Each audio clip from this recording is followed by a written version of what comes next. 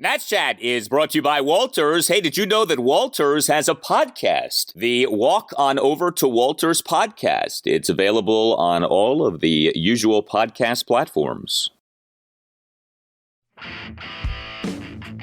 And now the 0-1 on the way. Swinging a drive hit deep to left field. Way back. Going. And long gone. Goodbye. A 3-run homer for Eugenio Suarez. Josiah Gray pays for the lack of command. The 2 walks come in front of a 1-out, 3-run homer. And Seattle leads 3-0. Runner goes, the pitch. Swing and a miss. He struck him out with a slider. And the game is over. The Mariners have swept the doubleheader, and they have a 10-game winning streak. And welcome to Nats Chat for Thursday, July 14th, 2022, along with MASNsports.com Nationals insider Mark Zuckerman, who is at Nationals Park. I'm Al Galdi, host of the Al Galdi podcast. Well, if you thought that the Nats finally not facing a National League East team would be just what the Nats needed to end their latest losing streak, unfortunately, you were wrong. We on Wednesday had a day-night doubleheader between the Nationals and the Seattle Mariners at Nationals Park, as a 2-game series was played on a single day of the rainout on Tuesday night. It's funny, with the Nats this season, we had a 5-game series played over 4 days. We now have had a 2-game series played over 1 day, but the results of all of these series this season, not so good for our Nationals. They got swept in this doubleheader on Wednesday. Game 1, a 6-4 loss. Game 2, a 2-1 loss. You have 2 teams going in very different directions right now. The Nats have lost 12 of the team's last 13 games. The Mariners now have won 10 consecutive games, but it's not just about what happened on the field for the Nats on Wednesday. We got terrible news on Wednesday afternoon in between the 2 games of the doubleheader. It appears as if Tanner Rainey is done for the season and is going to need Tommy John surgery. This came out of nowhere, but this is, in fact, the case. There are a number of other Nats news items we're going to get to on this installment of the podcast. But Mark, as if the Nats needed this, they now have this. One of their top relievers appears to be done for the season. It really is a big blow for them, Al. And I know you can say, hey, on a rebuilding team, how important is it to have a closer or not? But I think for a variety of reasons, this is, close to the last thing any of them wanted to have happen. And like you said, it was out of the blue. There were no indications anything had gone wrong, previously. And in fact, the sense I get is that Rainey didn't even feel anything in his last appearance. That was Sunday in Atlanta when he threw 2 innings in the extra inning game. And it wasn't until the day after, when he went to play catch, that he started experiencing anything. And they checked him out and saw that he has a sprained elbow ligament. They're going to get a second opinion on it before they decide anything. But my understanding from a club source is that Tommy John surgery is very much on the table here. And my guess is they will have an answer within a matter of days on that. And if that is the outcome of that, and again, we don't know for sure yet, but if that is the outcome, you're talking about not just him missing the rest of this season, but you're talking about him missing the first half of next season. And that's not good for anybody. So here's all you need to know. The Nats on Wednesday afternoon placed Rainey on the 60-day injured list. They're calling the ailment a right UCL sprain, but generally speaking, you initially place a guy on the 10-day IL or the 15-day IL if he's a pitcher, and then you transfer him to the 60-day IL. That they're initially putting him on the 60-day IL. I know that Davey Martinez told you guys during his post-game session on Wednesday night, hey, let's see what the doctor says. You wouldn't put him on the 60-day IL if you didn't think he was about to need Tommy John surgery. Am I correct in saying that? That's the way I read that as well. It's unusual to make that direct move to the 60-day. Now, you could say, well, they had to do that also to clear a spot on the 40-man roster for the guy they called up from AAA, who we're going to get to, a guy named Tyler Clippard, who you all may have heard of before. So they did need to clear a spot there, so that may be part of the equation. But it's an acknowledgement on their part that he's going to be out for a while. Even if somehow he doesn't need the surgery, best case scenario, he can't even come back until mid-September. And are you even going to do that at that point? Or are you going to shut him down for the year? So I would say that this is, if you want to go through the different guys they've had. Okay, so Sean Doolittle had the UCL sprain. They decided we're going to do some rehab here, see how it works out. And he's actually throwing now and may not be that far away from returning. You had Joe Ross, remember last year, shut down with a UCL sprain. They said, let's rest for the rest of the season and try to ramp him up in spring training. And then as we saw during the course of his rehab, it turned out, no, he does need the Tommy John. I think this is a step beyond that, is the sense I get.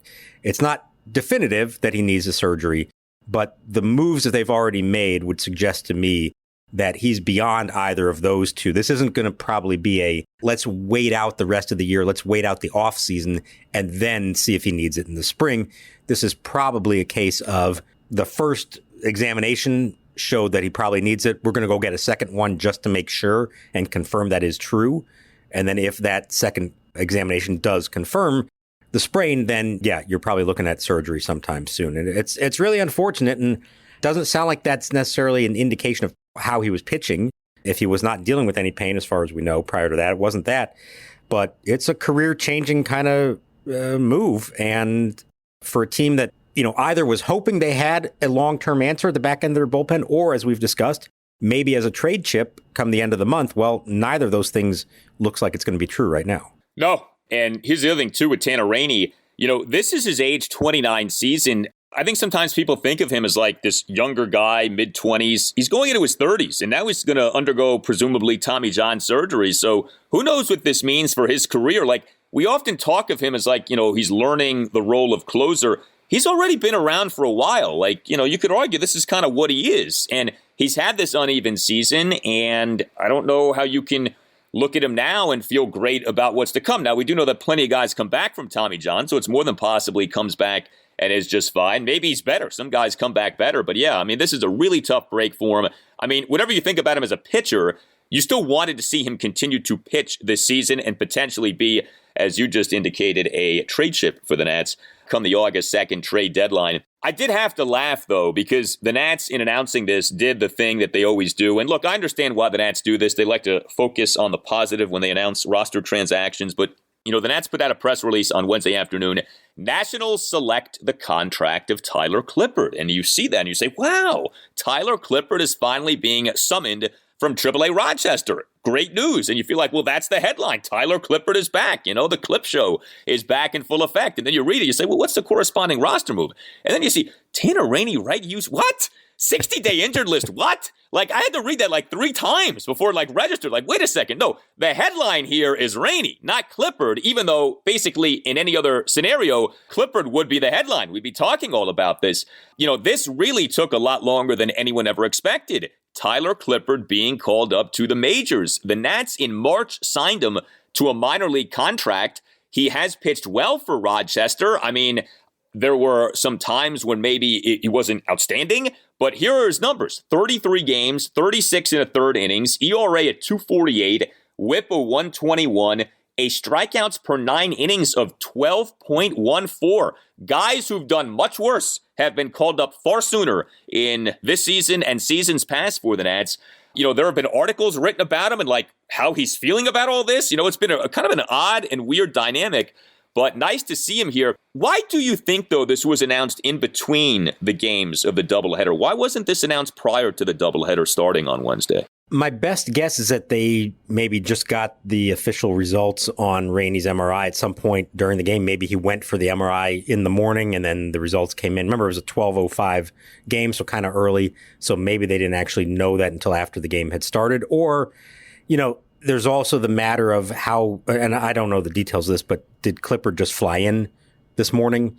And so was he not even here in time to make it to the game? They don't announce the move until the player has actually reported, because you never know what might happen if they don't make it to the stadium on time. So probably a combination of those things. Now, he didn't end up pitching, obviously, in the game. He just got his first save for Rochester the other night, which is interesting that that's what would precede this. And it is funny, like you said, there have been so many times this year where you knew they're going to call up a reliever, they're going to make a move, and they kept calling up different guys. You said, well, what's it going to take to get Tyler Clippard up here? Well, it took, unfortunately, a major injury to their closer for it to happen. But you would think that provided Clippard does well once he's here, between the Rainey injury, between potentially trades, happening, that there should be an opportunity for him maybe to pitch the rest of the season here now and hold down a fairly significant role in the bullpen. And credit to him, he stuck it out. He didn't have to. He could have walked away, could have opted out. He could have tried to catch on with somebody else, but he really wanted to come back and pitch for this organization. As he said in spring training, this place has always felt like home to him. I think he will feel like this will be a nice bookends to his career if it all ends up well for him. And it's nice to see him here. And I'm sure whenever he does enter a game for the first time from the bullpen, he's going to get a nice reaction from the crowd. Yeah, and he deserves it. I mean, you could make the case he is the best reliever for the Nats franchise since the franchise came to D.C. That run that he had in that first stint with the Nats, 2008 through 2014, was nothing short of outstanding. 2.68 ERA over those 7 seasons. I mean, just tremendous work. He was a workhorse. He's still number 1 in Nats history in regular season appearances by a pitcher. Like, there's a lot to look at and say, like, this is one of the great relievers for the franchise since it came to D.C. It's so funny how things work out, though. The Nats call up Clippard on Wednesday, and then on Thursday night we'll be starting Anibal Sanchez. Like, the average age of the rebuilding Nats just shot up by like 5 years, it feels like, with Clippard and Sanchez now being on the major league team. It's not what you would typically want to see from a team trying to build for the future, but as we have noted over and over this year, they don't have enough young pieces at the moment ready for the big league level, and so you have to have stopgaps. We've seen it in the lineup. We've seen it in the rotation. We've seen it in the bullpen. That's just the way it's going to be. And, you hope you get the most out of them. You hope these guys can, perform well and make you feel good about what they used to be and bring something to the fans. But these are stopgap solutions. Obviously, they are not part of the long-term plan. They don't have enough pieces to the long-term plan right now. And that is still a challenge for them as they move forward. Yeah, I mean, you could argue it's the number one problem facing the team right now. Hey guys, it's Al Galdi for Window Nation. Get yourself some Window Nation windows and take advantage of a great offer at 866-90Nation or visit windownation.com. Beat the heat with Window Nation. Save $200 off any style new window from Window Nation, plus pay nothing until 2024. Yeah, 2024. Lower your energy bills and raise the value of your home with new energy-efficient windows from Window Nation. Window Nation has installed over 1 million windows in over 150,000 homes, with 96% of those homes needing no follow-up service. And Window Nation windows are made right here locally in the Washington, D.C., Baltimore area. If your current windows are sticking or are drafty or are cracked or are hard to open or are locking when they close, you need new windows. Get yourself Window Nation windows, 866-90Nation or windownation.com, and make sure that you tell Window Nation that Al Galdi sent you and ask for the deal. Save $200 off any style new window from Window Nation, plus pay nothing until 2024. 866-90Nation or windownation.com. That's 866-90Nation or windownation.com, and make sure that you tell Window Nation that Al Galdi sent you. Gray to the plate, swinging a fly ball deep right field toward the corner, hooking toward the foul pole, and it is gone into the Nationals bullpen. Fair over the 335 mark. Home run number 3 for Adam Frazier. It's now 5-0 Seattle, and Gray's allowed 3 home runs in the first 4 innings this afternoon. Hopefully someone who does ultimately add significantly to the organizational pitching depth is Josiah Gray. We're not going to go too hard on the details of this doubleheader sweep to Seattle on Wednesday, but this is significant, and this was not good. Josiah Gray in Game 1 of the doubleheader, the 6-4 loss, was really bad. He allowed 5 runs in 5 innings. He gave up 6 hits, 3 home runs, and 3 singles. He issued 3 walks. He did have 7 strikeouts, but he, over his 5 innings, threw 97 pitches, 57 strikes versus 40 balls. He again struggled in a first inning. This has been a real issue for Josiah Gray this season. He, in the top of the first, allowed 3 runs. Josiah Gray now this year has a first inning ERA of 6.88. He issued 2 walks, then gave up a 1-out, 3-run homer to Eugenio Suarez on a bomb to left field for a 3-0 Mariners lead, 439 feet per Statcast. He, in the top of the fourth, allowed 2 more home runs, a leadoff homer by Jesse Winker, then a one-out solo homer by Adam Frazier. You know, Josiah Gray, Mark, it's amazing with him because he at times looks outstanding, but he can look really bad. And you look now at just the last handful of starts for him. What a Jekyll and Hyde run this has been. He had the really good outing in his last outing, the 3-2 win at the Philadelphia Phillies on July 6th, 2 runs in 6 innings, 11 strikeouts. But the start prior to that, 6-3 loss to the Miami Marlins at Nationals Park on July 1st, 6 runs in 5 2/3 innings. The outing prior to that one, 3-2 loss at the Texas Rangers on June 25th, 2 runs in 7 innings, 9 strikeouts. The outing before that, 2-1 10-inning loss to the Phillies at Nationals Park on June 18th, 6 scoreless innings. Josiah Gray's last 5 starts consist of 3 really good starts and 2 really bad starts. The variance with him is really starting to stand out, and I don't know, it's like his good is great, but his bad is awful, and we're continuing to see that with him. And it's about fastball command, really above all else. You could tell right off the bat in the first inning, he walked the leadoff hitter on 4 pitches, and none of them were close to the zone. It was the exact same thing that was happening, where his fastball is flying high and away to left-handed hitters. He walks another batter in the inning, ends up then giving up the home run to Suarez, like you said. And this is a mechanics thing. We've brought it up before. He has an issue where his front foot, his left foot that he lands on, he opens it up. That causes his shoulders to fly open, which causes his arm to trail the rest of his body and the pitch's tail away from a left-handed hitter. He knows that they know it. The issue is that it's a difficult thing within a game, I guess, to try to correct, something you try to do in between starts. They're definitely going to be working on this all offseason to really try to work on his mechanics and get a straighter line towards the plate. And so what you saw happen in this one, and we saw it from him in that game in Texas, actually, is he tried to abandon the fastball altogether and go breaking balls almost exclusively. And it worked at times. It shows you that the slider and the curveball are really good and can help him get through this. But it's still not enough. He still does give up home runs in the 4th inning, a pair of them. One of them is on a changeup. I think he only threw 2 of them in the entire game. If you don't have one of your pitches working, as he did not, you better have 3 other ones to go to, and he did not. He only had 2, and they're both breaking balls. It's a tough way to go about it. So this is all part of the learning process, and as frustrating as that is, I do think we have to remind ourselves this is his first full big league season. There has been more good than bad, which is encouraging. It's now up to him to learn how to overcome the bad, how to take the mound on a night when you don't have your best stuff and figure out a way to get it done. It's a hard thing for any pitcher to do, certainly a guy in his first big league season. Yeah, and the home runs just continue to plague him. Josiah Gray, over the last 2 seasons, has totaled 162 2/3 major league innings. He has allowed now 40 home runs in those 162 2/3 innings. I mean, that is a sky-high home run total to have allowed 40 homers in less than 163 innings pitched at the major league level over these last 2 years. He does continue to get strikeouts, so that's good. But obviously the home runs are not, the lack of control not, and like you just outlined, this mechanical issue that continues to pop up, something he clearly needs to get corrected. Erick Fedde was an starting pitcher in the 2-1 loss to the Mariners in Game 2 of the doubleheader. He was coming off a really bad outing, as you may recall, that 12-2 loss at the Atlanta Braves this past Friday night. Fedde in that game, 8 runs in 3 innings. He was a lot better on Wednesday evening. He was actually quite good over the first 5 innings of his outing.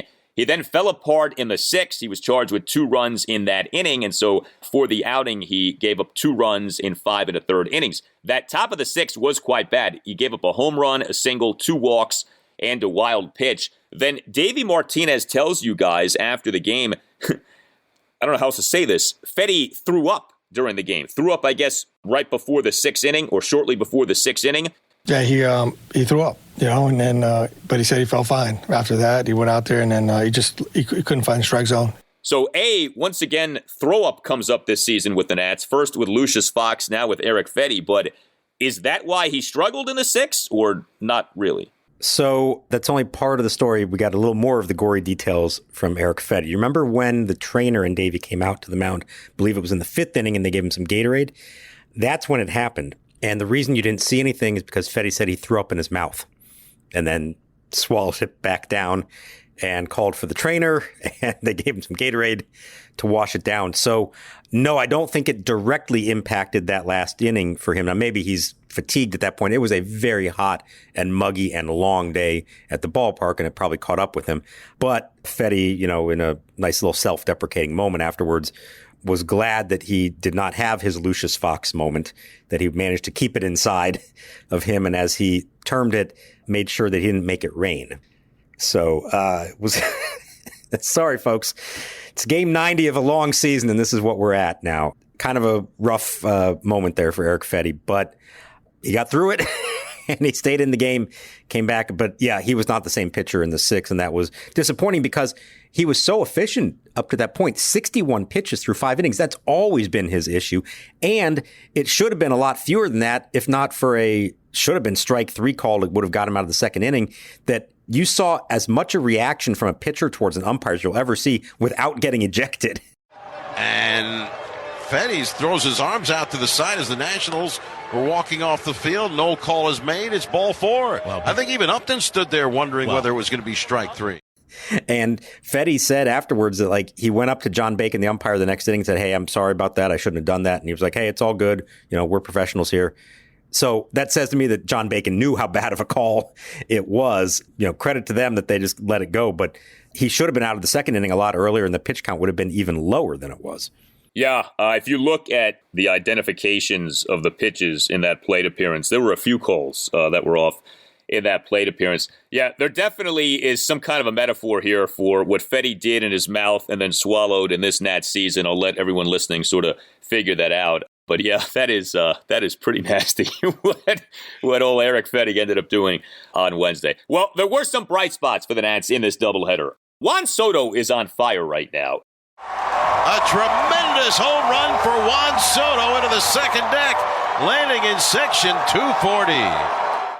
And you talk about being ready for a home run derby. Is anyone on the planet more ready for a home run derby right now than Juan Soto? He homered 2 more times on Wednesday. He homered in the 9th inning of each game. Soto in game 1 had a 3-run homer and 3 walks. He went 1 for 2 with a 3-run homer and 3 walks. Soto in game 2 only had 1 hit in the game, 1 for 4, but the 1 was a solo homer. The 3-run homer in game 1 came in the bottom of the 9th, a 2-out first pitch, opposite field 3-run bomb to left center to cut the Nats deficit to 6-4. And then the homer in game 2 of the doubleheader, he in a 1-run 9th smashed a leadoff homer to the second deck in right field to cut the Nats deficit to 2-1, 444 feet per Statcast. Interesting, Davey Martinez had Soto batting in the 3 spot in this game as opposed to the usual number 2 spot. We continue to see Davey tinker with the lineups. We did see Luis Garcia batting in the leadoff spot in game 1. That was nice, although Cesar Hernandez was back in the leadoff spot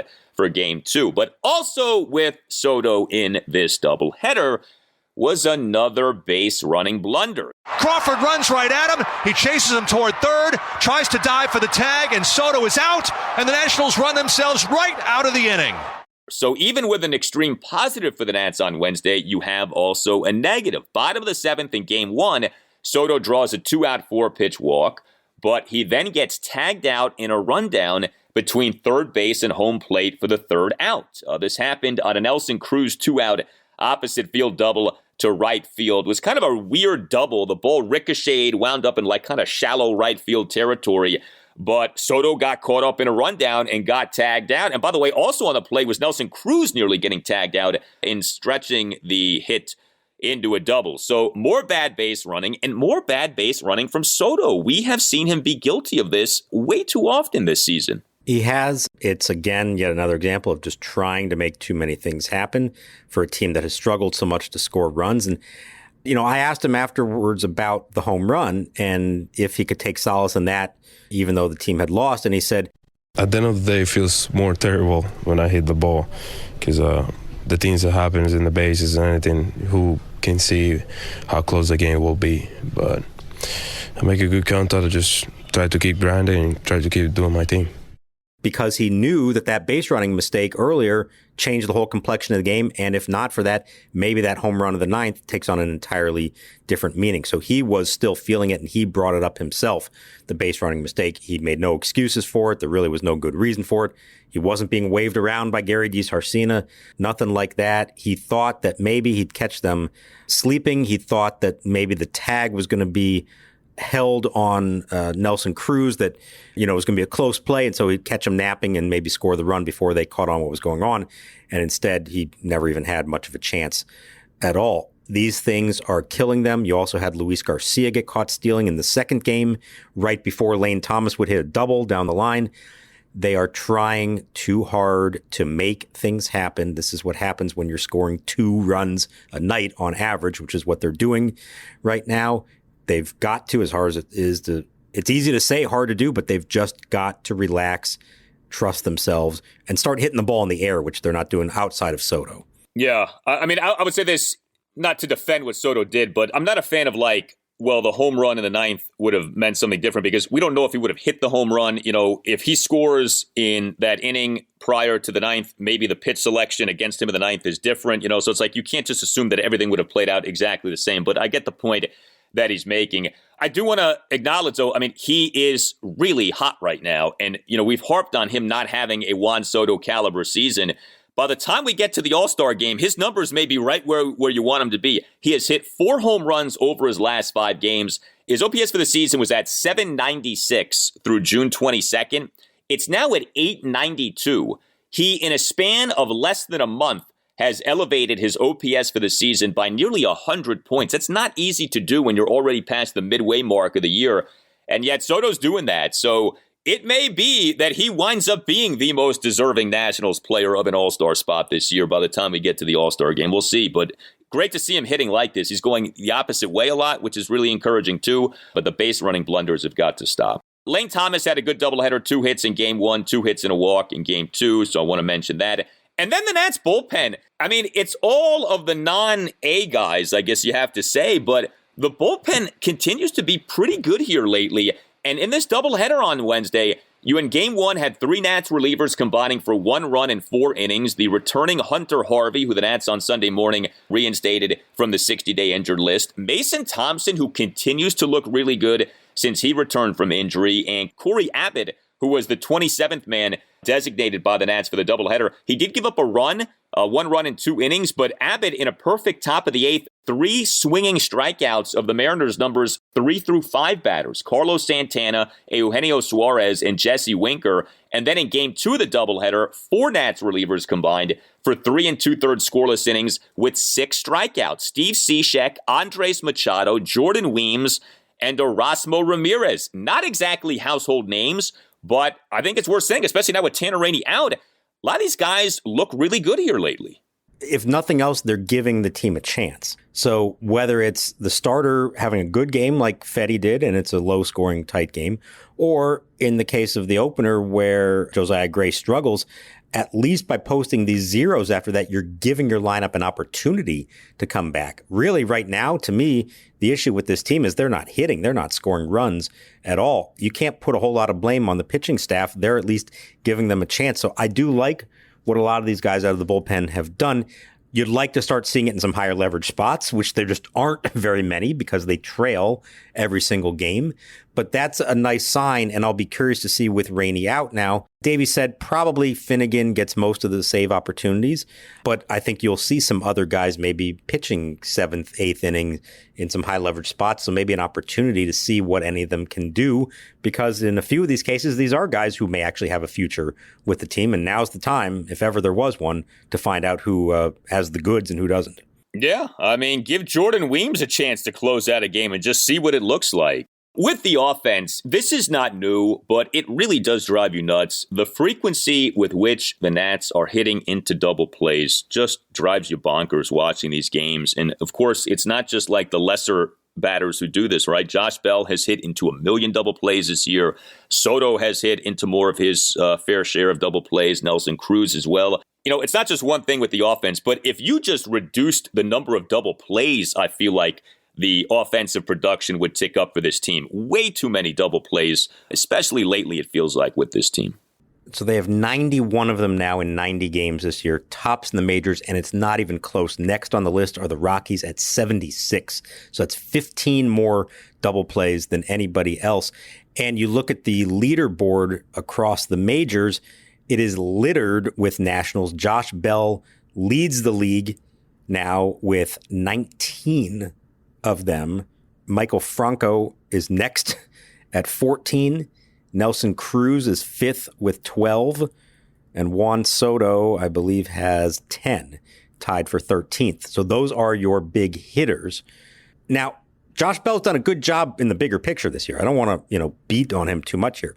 But for whatever reason, in these spots, they're pitching him down in the zone, and he has not been able to elevate. There were two of them in the nightcap of the doubleheader. These are rally killers, and on a team that is not hitting home runs, as we've talked about, your only chance to get rallies going is multiple hits, singles and doubles. When you make 2 outs on one swing of the bat, you are just killing these rallies, and it feels like, as bad as it seems here lately, what they're doing, a lot of these games, they are 1 or 2 clutch hits away. Turn a double play into an RBI single. It feels like that could have turned this completely around, and we'd be having a very different conversation right now about the team. Yeah, I mean, you saw in Game 2 in the latter innings, Cesar Hernandez draw a pair of 1-out walks, and each time he got eradicated via a double play. They're coming way too often this season, and the Nats can ill afford something like that. That's part of why, too, striking out is no longer viewed as like the mortal sin as it used to be. Double plays are the mortal sin. Striking out is not good, but it's better than a double play. 1 out is better than 2 outs if you have to make an out in a plate appearance. All right, one more item here. So we did not do a show for Tuesday because the Nats did not play on Monday, but we had Cade Cavalli pitching on Tuesday night. 5-2 home win for AAA Rochester over the Omaha Storm Chasers. There's an interesting name. And he looked good. 1 run, which was unearned in 3 2/3 innings. He had 6 strikeouts versus no walks, but he left the game with a finger issue. And Cavalli didn't look quite right on that pitch. And Taylor Gushu noticed it. And out to the mound goes Wings manager Matthew LeCroy, along with the training staff and Red Wing pitching coach Rafael Chavez. The AAA Rochester manager, Matt LeCroy, said after the game, quote, he, as in Cavalli, had a little thing on his finger. It wasn't really a blister. It was a little small piece of skin that got pulled off of his finger. He wanted to keep going, but we thought it would be best not to. I think we got it at the right time, so I don't think it's going to be an issue. End quote. Now, the video of this was scary because Cavalli throws a pitch and he does the thing that pitchers do when they're hurt of you signal, hey, something's wrong. And you're like, oh boy, what is this now? That's like the last thing the Nats need. But as far as we know, this was just a skin on finger thing and nothing more than that with Cavalli. Is that correct? Yeah, that is the sense that I have at this point. Does not appear to have been anything serious. Like you see the original video, and that's the kind of motion you make when you felt something in your elbow pop. So thankfully, it's nothing like that. And you could see then in the rest of the video how they immediately were looking at his hand and at his finger. And so I thought maybe it was a blister situation, but as you heard the quote from Matt LeCroy, it was not that. Still to be determined is if there's any chance he would pitch in the Futures game on Saturday like he's supposed to. My hunch would be they will hold him out of that just for precautionary reasons, if nothing else. But boy, it's funny. We keep thinking to ourselves, okay, he's pitching so well, and he was pitching well up to that point again. We're saying, okay, he might be 1 start away from making his major league debut, and then something comes up that seems to delay that. And so I would imagine, even if this is not anything that serious, they're certainly going to want him to make another start at some point in the minors before we see him. So it could push that date back even further than we thought. But assuming this is no big deal, and I don't get the sense they believe it is, the good news is that Cade Cavalli has been pitching pretty well for a while now and is making his case to be called up. And I do think we are getting closer to that day when it happens. Probably not going to happen, immediately, but maybe coming out of the All-Star break here, we hopefully will be seeing him pitch in the big leagues at last. That would be a nice shot in the arm if you're a Nats fan and give you something to look forward to after the All-Star break. Well, the Nats have one series before the All-Star break. It's a 4-game series against, the Atlanta Braves at Nationals Park, Thursday through Sunday. We, of course, recall what happened last weekend for the Nats at the Braves, 3-game sweep. We'll see what goes down over these 4 days. As the Nats now, remember, are going to be playing 6 games over 5 days prior to the All-Star break. Anibal Sanchez, like we said, will be starting on Thursday night, game 1. And I guess what the Sunday game is to be determined in terms of how the Nats will handle that. But I guess because you're going into the All-Star break, you can piecemeal it together, right? Maybe do a bullpen game. I guess Josh Rogers might be an option for Sunday too, right? Yeah, there's a lot of different ways they could go with this. Doesn't have to be Sunday. It could be any game during the series, and they have not yet announced the full rotation plan other than Anibal pitching on Thursday. So they have some options there. Josh Rogers, who did finally make another rehab start, and he's up to like 85 pitches, so that would seem to be an option for them. I would guess they may wait and see how do these first game or two go. Do they use a lot of bullpen? Can they afford to make it all the way to Sunday? And by then, maybe there is a starter who could come back and pitch, a couple of innings out of the bullpen, something like that. So they have some ways to go about it here. But boy, the last thing this team needs right now is a 4-game series with the Braves, because we saw the last couple times they've played them what that looks like. Even against the lesser competition, they're having trouble scoring runs. Against those kind of teams like the Braves, they're not just having trouble scoring runs, but they're having trouble preventing the other team from scoring runs. And you hope that it won't be the same story. But these next 4 days could get pretty ugly, and it could be a really rough final week heading into the All-Star break. You tell us what you think. Hit us up on Twitter at @Nats_chat. You can email the podcast, natschatpodcast@gmail.com, including if you would like to sponsor the Nats Chat Podcast, hit up Tim Shover's natschatpodcast@gmail.com. You can get yourself or someone who you know a Nats Chat Podcast t-shirt by going to natschatpodcast.square.site. That's natschatpodcast.square.site. Don't forget, if you're listening to this podcast on Apple Podcasts or on Spotify, please give the podcast a 5-star rating if you haven't yet done that. And if you're on Apple Podcasts, please consider writing a brief 1 or 2 sentence review of the podcast saying how much that you like the podcast. The ratings and the reviews help us out a lot, and we appreciate them very much. All Nationals radio highlights on Nats Chat are courtesy of 106.7 The Fan. For Mark Zuckerman, I'm Al Galdi, and we'll talk to you next time on the Nats Chat Podcast. Giants trying to find some late offense. Last of the 8th, top of the order, as they are finally into the Washington bullpen. Doug Fister was splendid today.